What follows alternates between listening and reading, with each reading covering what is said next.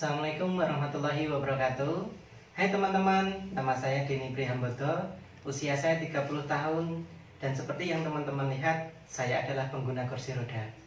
Di video kali ini saya akan sharing kepada teman-teman hal sepele yang mungkin banyak teman-teman jumpai atau bahkan teman-teman pernah melakukan yang menjadikan saya menjadi pengguna kursi roda dan mungkin untuk selamanya. Simak video ini sampai habis. Jangan lupa subscribe, like, komen, dan share sebanyak-banyaknya. Dulu sebelum saya menjadi pengguna kursi roda, saya adalah seorang teknisi di suatu perusahaan pertambangan yang beroperasi di Kalimantan. Dalam pekerjaan saya, setiap 2 bulan sekali saya mendapatkan cuti. Dan ketika waktu cuti itu sering saya gunakan untuk bepergian, terutama naik gunung. Alhamdulillah, saya dan istri telah dikaruniai seorang anak. Dan qadarullah, suatu hari ketika saya sedang cuti di rumah, anak saya yang berusia 6 bulan mengalami demam. Karena itu, saya berniat mengambil obat untuk anak saya, yang kebetulan obat tersebut ketinggalan di rumah mertua. Ini adalah jalan yang saya lalui waktu itu. Hari itu, selepas sholat subuh, saya pergi dengan mengendarai motor Scoopy. Saya melewati jalan area persawahan yang jalannya kurang lebih 3 meter. Waktu itu jalannya masih halus, belum ada retakan seperti yang teman-teman lihat. Tetapi karena jalan yang halus itulah yang menjadikan saya terlena.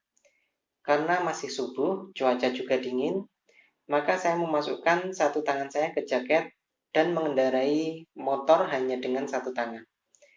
Itulah hal sepele yang banyak dilakukan orang yang membuat kejadian ini menjadi fatal. Karena saya cuti 2 bulan sekali dan jarang melewati jalan itu, saya tidak tahu ternyata ada lubang besar dan cukup dalam yang lebarnya hampir setengah jalan. Kemudian secara bersamaan datang mobil dari arah yang berlawanan yang membuat saya tidak bisa menghindari lubang tersebut. Nah, ini adalah bekas lubang yang menjebak saya waktu itu. Dulu setelah kejadian, pas kejadian saya jatuh, ini sudah diperbaiki ya teman-teman. Tetapi sekarang ternyata sudah berlubang lagi, walau tidak selebar dan sedalam dulu. Terus kemudian karena saya menyetir dengan satu tangan, kemudian melewati lubang ini, maka motor jadi oleng. Otomatis saya berusaha menahan setang motor biar stabil dong. Tapi hal itu malah bikin saya narik gas. Yang motor awalnya pelan, di bawah 40 km per jam, terus jadi kenceng dengan kondisi yang oleng. Akhirnya saya melaju dengan kondisi motor yang oleng hingga motor saya menuju 3 pohon ini nih. Kemudian brak. Saya sudah tidak ingat lagi dan saya pingsan. Hari itu yang saya ingat ketika saya sedikit tersadar dari pingsan, ada seseorang yang HP-nya hubungi keluarganya gitu ya. Tetapi yang diceritakan oleh istri saya, ternyata saya yang menghubungi istri saya, tetapi saat itu saya tidak ingat bahwa saya menghubungi istri saya.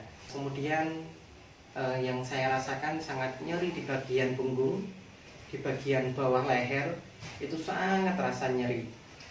Kemudian orang tua datang, terus kemudian saya dibawa ke sebuah rumah sakit daerah. Di sana ternyata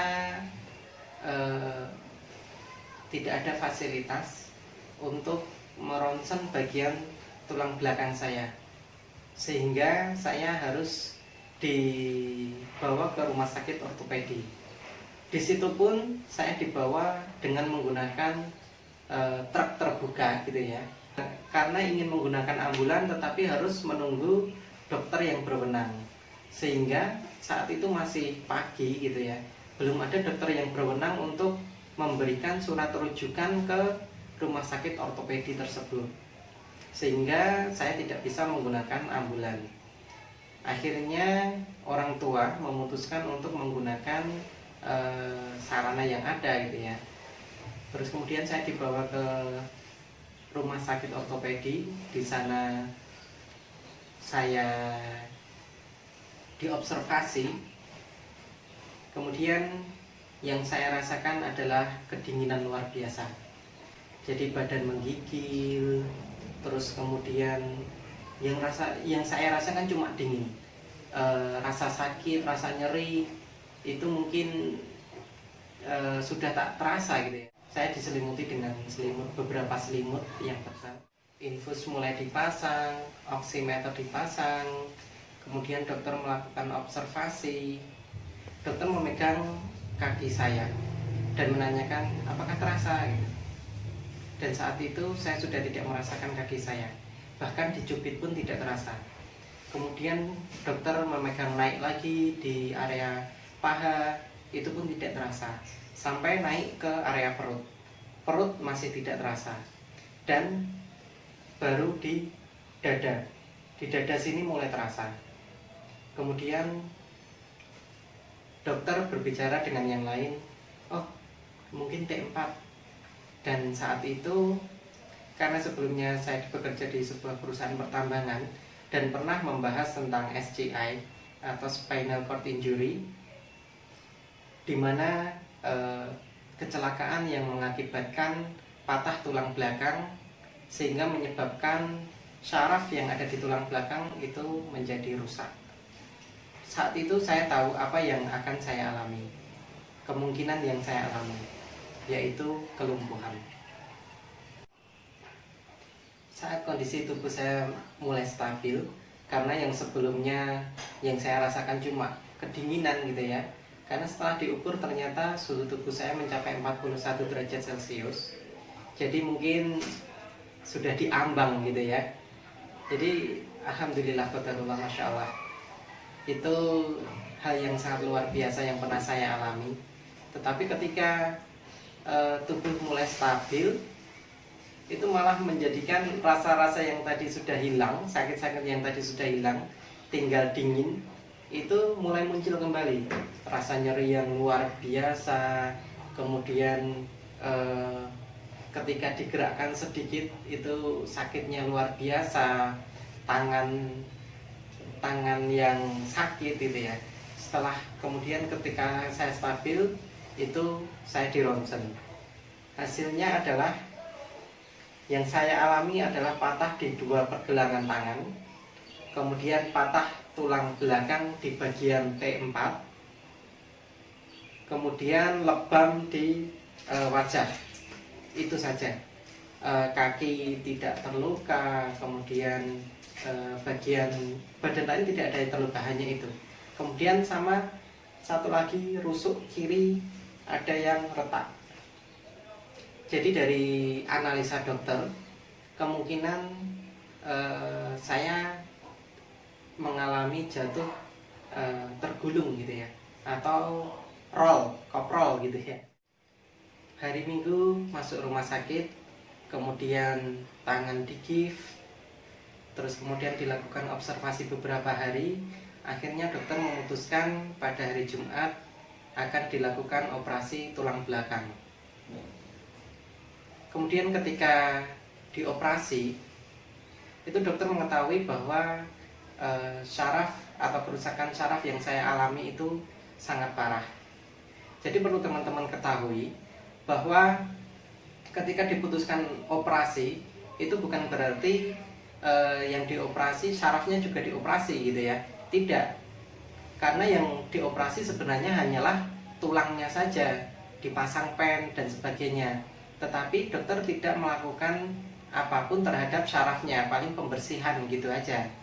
Karena banyak beredar atau banyak anggapan bahwa ketika kita melakukan operasi tulang belakang itu syarafnya juga ikut diputus gitu ya. Itu sama sekali tidak benar. Jadi ketika dokter mengoperasi, ya yang dioperasi cuma tulangnya. Untuk masalah syaraf itu memang dokter tidak bisa berbuat apa-apa. Syaraf itu akan memperbaiki dirinya sendiri, yaitu hanya beberapa 0, seberapa mili per tahunnya gitu ya. Jadi bagi teman-teman yang memutuskan atau anggapan jangan operasi gitu ya, kalau dioperasi sudah tidak bisa nyambung lagi gitu, itu kurang tepat gitu ya. Terus kemudian setelah dioperasi, saya dari awal sampai setelah operasi ya saya tidak merasakan kaki saya. Kemudian untuk duduk pun tidak bisa. Dulu duduk seperti ini tidak bisa teman-teman. Jadi ketika duduk itu pasti akan jatuh ke kanan ke kiri gitu ya. Jadi tidak bisa seimbang seperti sekarang ini. Yang saya lakukan saat itu adalah bed rest selama sebulan penuh. Kenapa? Karena ketika mau berlatih untuk duduk itu kan ketika kita tidak bisa menggerakkan kaki, bahkan perut pun, otot perut tidak ada gitu kan, itu kita harus menggunakan tangan. Jadi kekuatan kita itu ada di tangan. Sedangkan saat itu tangan saya mengalami patah gitu ya, atau retak di bagian pergelangan tangan, dan dua-duanya. Sehingga untuk memulai rehabilitasi untuk menggunakan tangan itu juga belum bisa.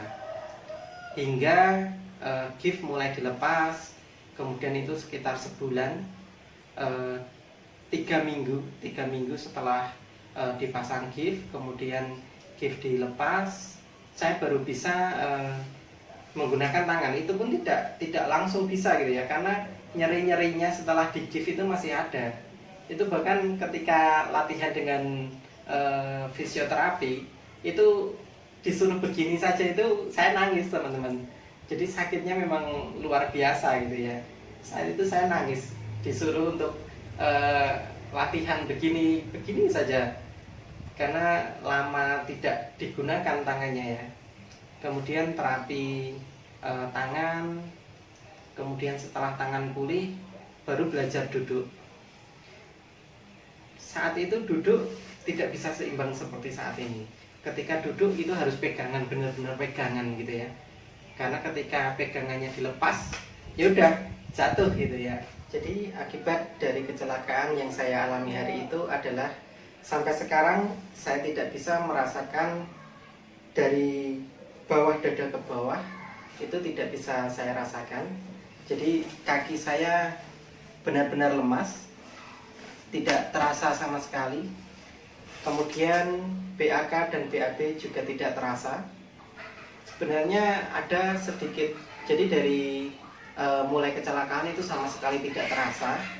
Lalu setelah menjalani pemulihan, terus fisioterapi, itu sekarang yang tadinya otot perut sama sekali tidak ada dan tidak terasa, itu sudah sedikit ada gitu ya otot perut, sehingga menyebabkan saya bisa duduk seperti sekarang ini. Kemudian BAK, BAB itu juga terasa tetapi tidak bisa untuk menahan. Lalu seperti apa saya menjalani aktivitas saya sehari-hari, berpindah tempat, kemudian BAK, BAB, bahkan naik motor, itu bisa saya lakukan. Seperti apa saya menjalaninya? Simak video selanjutnya ya.